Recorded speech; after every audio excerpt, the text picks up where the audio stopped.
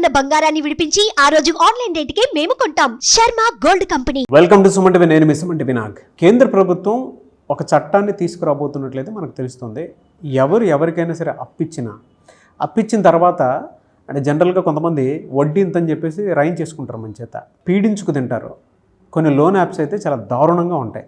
వాటికి సంబంధించినటువంటి వాటిలో ఒక చట్టాన్ని అమల్లోకి తీసుకురాబోతున్నట్లయితే తెలుస్తుంది. వాటికి సంబంధించినటువంటి పూర్తి వివరాలు ఏంటి అనేది ఈరోజు మనతో పాటు హైకోర్టు అడ్వకేట్ అలగిరి రవీంద్రనాథ్ గారు ఉన్నారు. అది వారి మాటలో తెలుసుకుందాం. Hello sir. హాయ్ అండి నాగరాజ్ గారు. సార్, కేంద్ర ప్రభుత్వం ఒక చట్టాన్ని అమల్లోకి తీసుకురాబోతోంది అనేటువంటి విషయం తెలుస్తుంది మనకి. ఎవరైనా అప్పిచ్చినా లేదంటే అప్పు తీసుకునేటప్పుడు తెలియకుండా కొంతమంది ఎలా అంటే వడ్డీకి ఎక్కువ రాయించేసుకుంటూ ఉంటారు.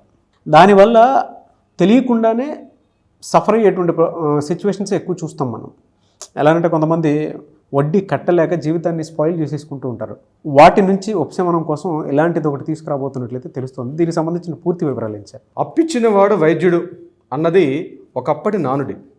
కానీ నేటి ఆధునిక సమాజంలో అప్పిచ్చినవాడు తీసుకున్నవాడు ఇద్దరు కూడా శిక్షార్హులు అని చెప్తుంది నూతనంగా ఏర్పాటు చేసినటువంటి చట్టంలో. ఇది యాక్చువల్గా డ్రాఫ్టింగ్ తీశారు. Unregulated regular of lending regularities అని చెప్పి ఒక యాక్ట్ 2025 యాక్ట్ ప్రకారం సెంట్రల్ గవర్నమెంట్ ఒక డ్రాఫ్ట్ కమిటీ ఏర్పాటు చేసింది. ఇందులో లెండింగ్ అంటే అప్పు ఎవరెవరు ఇవ్వాలి, ఎవరు తీసుకోవాలి, అప్పు ఇవ్వడానికి ఉన్నటువంటి అర్హతలు ఏమిటి అన్నది ఒక డ్రాఫ్టింగ్ చేస్తూ ఒక ముసాయిదా ఏర్పాటు చేసి ఆ ముసాయిదాని పబ్లిక్ డొమైన్లో పెట్టడం జరిగింది. సెంట్రల్ గవర్నమెంట్ యొక్క పబ్లిక్ డొమైన్లో. దీంట్లో 21 సంస్థలు అంటే ముఖ్యంగా భారతీయ రిజర్వ్ బ్యాంక్, అదేవిధంగా state bank of India, LIC of India, అదేవిధంగా మరికొన్ని నాబార్డ్ ఒకటి, అలాగే society, public societies, cooperative societies, ఇట్లా 21 సంస్థల తరపు నుంచి ఇవి రెగ్యులేటరీ అంటే ప్రభుత్వ యంత్రాంగం యొక్క ప్రభుత్వం యొక్క అజమాయిషిలో ఉన్నటువంటి అప్పు ఇవ్వడానికి అర్హత ఉన్నటువంటి సంస్థల లిస్టులో ఒక 21 లిస్టులు అందులో పెట్టడం జరిగింది. ఇంకా ఎవరెవరి ద్వారా అప్పులు తీసుకోకూడదు అన్నది కూడా ఒక డ్రాఫ్టింగ్ చేసి ఇది పబ్లిక్ డొమైన్లో పెట్టడం జరిగింది. ఇది కమింగ్ ఫిబ్రవరి 25 ఫిబ్రవరి 25 కూడా ఇది ఆ పబ్లిక్ డొమైన్లో ఉంటుంది. దీని మీద ప్లెబిసైట్ అంటే ప్రభుత్వం ప్రజల నుంచి కొన్ని రెజల్యూషన్స్ తీసుకోముందు ప్రజల యొక్క అనుమతిని తీసుకోవడం అని చెప్పి పబ్లిక్ డొమైన్లో పెట్టింది. ఎవరైనా ఉంటే కూడా దానిలో కంప్లీట్గా మనం అప్డేట్ చేసుకోవచ్చు మన యొక్క ఒపీనియన్స్ని కూడా. బహుశా ఈ కమింగ్ నెక్స్ట్ సెషన్స్ మార్చి ఏప్రిల్లో కూడా ఇది సెంట్రల్ గవర్నమెంట్ యాక్ట్గా కూడా రూపకల్పన చేసే అవకాశం ఉంటుంది. దీని ప్రకారం ఈ డ్రాఫ్టింగ్ కమిటీ ముసాయిదా 99% ఇదే రేపు ఫైనల్ లిస్ట్ అయ్యే కూడా అవకాశం ఉంటుంది. సో ఈ చట్టం ఏం చెప్తుంది అంటే ఎవరైనా సరే ఇప్పుడు నేను చెప్పినటువంటి ఈ 21 లిస్టులో ఉన్నవి కాకుండా లేదా ప్రభుత్వం ద్వారా అనుమతి పొందినటువంటి ఏవైనా సంస్థలు కాకుండా ఏజెన్సీలే కాకుండా వేరే ఎవరైనా వ్యక్తి ముఖ్యంగా అప్పు ఇవ్వడం నేరం, అప్పు తీసుకోవడంలో రికవరీ చేయడంలో కూడా ఏదైనా బలవంతంగా ప్రయోగాలు చేసినా, ముఖ్యంగా ఆ వ్యక్తి ఇంటికి వెళ్ళినా అదేవిధంగా ఆయన్ని ఫిజికల్ హెరాస్మెంట్ చేసినా, మెంటల్ హెరాస్మెంట్ చేసినా 3 సంవత్సరాల నుంచి 7 సంవత్సరాల వరకు కూడా ఒక శిక్ష ఉంటుంది అని చెప్తూ ఆ యొక్క ముసాయిదా కమిటీలో ఆ చట్టంలో కూడా చెప్పడం జరిగింది. ప్రధానంగా ఏంటంటే గ్రామీణ ప్రాంతాలు, పట్టణ ప్రాంతాల్లో చాలామంది ఏం చేస్తారంటే డైలీ ఇంట్రెస్ట్లు ఉంటాయి. డైలీ ఇంట్రెస్ట్లు అంటే మార్నింగ్ ఒక 1000 రూపాయలు ఇచ్చుకుంటూ, ముఖ్యంగా వెండర్ షాప్స్లో మార్నింగ్ 1000 రూపాయలు ఇంట్రెస్ట్కి ఇస్తే అందులో 100 రూపాయలు కట్ చేసి 900 రూపాయలు మాత్రమే మరలా ఇస్తారు. ఈవినింగ్ వచ్చి మళ్ళీ అందులో 1000 రూపాయలు కలెక్ట్ చేసుకుంటే కొన్ని వందల వేల నుండి లోకల్ అంటే పబ్లిక్లో ఏం చేస్తారంటే జస్ట్ ఒక చిన్న చిట్టాపొద్దు పాస్ పుస్తకం ఉంటుంది. పాస్ పుస్తకంలో పొద్దున కూడా వస్తారు, పేమెంట్ ఇచ్చుకుంటూ వెళ్తారు, ఈవినింగ్ రికవరీ చేసుకుంటూ వెళ్తారు. అలాగే వీక్లీ చేసేవాళ్ళు ఉంటారు, మంత్లీ చేసేవాళ్ళు ఉంటారు. ఆ ఇచ్చే వాళ్ళకి ఎక్కడ కూడా పబ్లిక్ నుంచి గవర్నమెంట్ నుంచి ఎటువంటి లైసెన్సులు లేకుండా వాళ్ళు ఇస్తూ ఉంటారు. అంటే ఆ వ్యాపారం చేసుకోవడం నిమిత్తంలో చాలా చోట్ల ఇది ఒక అసంఘటితంగా జరుగుతూ ఉంటుంది. దీనికంటే ఒక రెగ్యులేషన్ యాక్ట్ అంటూ లేదు మనకి. దీనివల్ల చాలామంది వ్యాపారాలు చేసుకుంటుంటారు. ఒకవేళ అమౌంట్ పే చేయకపోతే, ఇన్ టైంలో ఇవ్వకపోతే, మార్నింగ్ ఇచ్చి ఈవినింగ్ కానీ ఇవ్వకపోతే ఖచ్చితంగా ఒక గూండా ఏజెంట్ చేస్తూ వాళ్ళ మీదకి ఫిజికల్గా దౌర్జన్యానికి వెళ్తారు, అంటే కొట్టడానికి వెళ్తారు, కొంతమంది గుండాగిరి చేస్తారు, వాళ్ళ ఆస్తులను స్వాధీనం చేసుకుంటారు, ముఖ్యంగా ప్రామిసరీ నోట్ రాసుకోవడం. అంటే ఆ యొక్క టెన్షన్ భరించలేక చాలామంది బలవన్మరణాలు కూడా పాల్పడిన సంఘటనలు చాలా ఉన్నాయి. ఇది విలేజ్లో పట్టణాలు జరిగితే మోడర్న్గా వచ్చినటువంటి మొబైల్ ద్వారా మరికొన్ని లోన్ యాప్స్ వచ్చాయి. ఈ లోన్ యాప్స్లో ఏం చేస్తారంటే జస్ట్ స్టూడెంట్స్ కావచ్చు, చిన్న సాఫ్ట్వేర్ ఉద్యోగులు, చిన్న ఉద్యోగులకు ఏం చేస్తారంటే ఒక 10,000 రూపాయల వరకు, ఒక 20,000 రూపాయలు స్మాల్ అమౌంట్సే. ఈ స్మాల్ అమౌంట్ ఇన్ టైంలో ఇవ్వకపోతే వాళ్ళ యొక్క ఫ్రెండ్స్ సర్కిల్లో కానీ, లేకపోతే వాళ్ళ పేరెంట్స్కి కానీ, వాళ్ళ ఫ్యామిలీ సర్కిల్స్లో కానీ వీళ్ళందరికీ చెప్తూ చాలా హెరాస్మెంట్ చేస్తారు, ఇంటికి వెళ్ళి కూర్చుంటారు, గూండాగిరి చేస్తారు, దౌర్జన్యాన్ని కూడా దిగుతారు. మనం ఇటీవల కాలంలో కొన్ని సంఘటనలు చూసినప్పుడు ఏంటంటే ఆ భయానికి కొంతమంది ఆ లోన్ యాప్స్లో కొన్ని వందల కేసులు మనం చూసాం.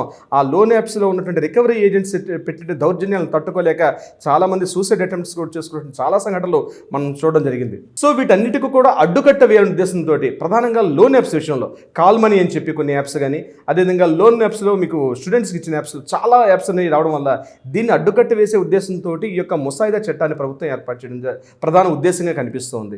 దీనివల్ల ఎంతవరకు ఉపయోగపడుతుందంటే ఎవరికైనా లోన్స్ కావాలనుకుంటే ముఖ్యంగా మనకి పావలా వడ్డీతోటి ఏర్పాటు చేసుకుంటే డ్వాక్రా మహిళా సంఘాలు కావచ్చు, అదేవిధంగా మనకు ఉన్నటువంటి ఈ మహిళా సహకార సమాఖ్యలు, అలాగే పాల డైరీ ఉత్పత్తుల వాళ్ళకి ఏ సంఘానికి ఉంటే ఆ సంఘానికి సొసైటీలు, సహకార సంఘాలు ఇట్లాంటి చాలా ఏర్పాట్లు రుణాలు ఏర్పాటు చేస్తుంది ప్రభుత్వం. చాలా యంత్రాంగం పనిచేస్తుంది.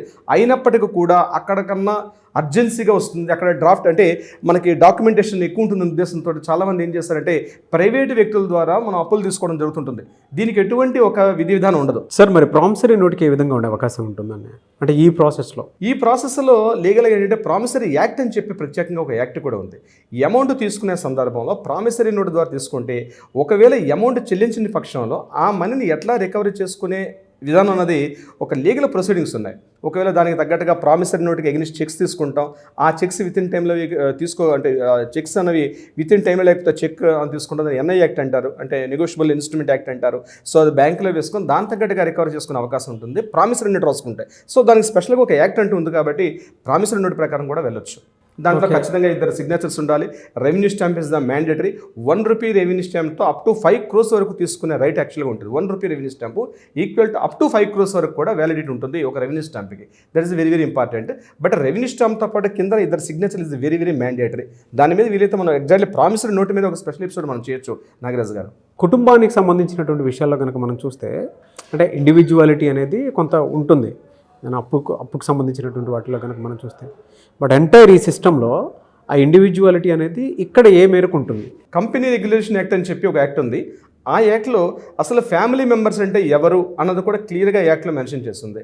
ఫ్యామిలీ మెంబర్స్ ఎవరంటే అందులో చెప్పింది first father, mother, son, daughter, son యొక్క వైఫ్, అలాగే డాటర్ యొక్క హస్బెండ్.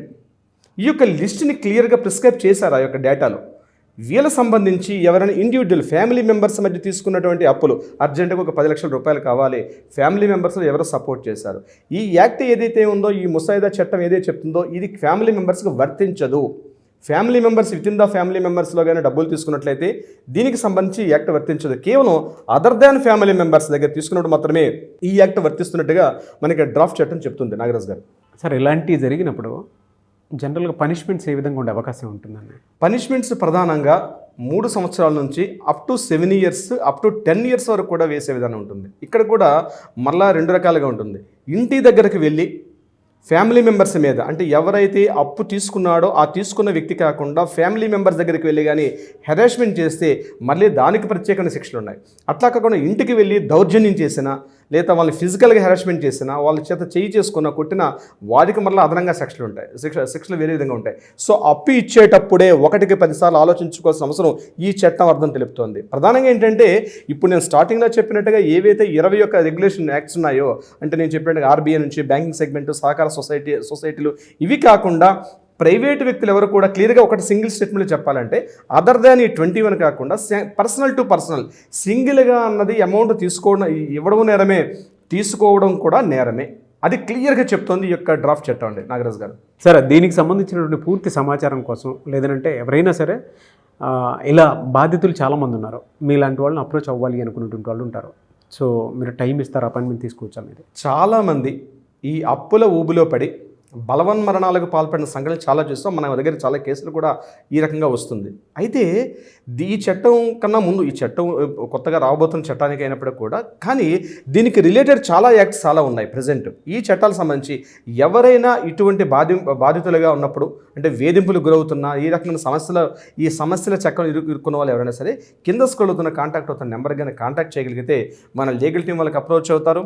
డెఫినెట్గా న్యాయపరంగా వాళ్ళకి సలహా సంప్రదింపులు, పరిష్కారం ఇచ్చే దిశగా కూడా ప్రయత్నం చేస్తారు నాగరాజ్ గారు. గుడ్ ఇన్ఫర్మేషన్ అండి.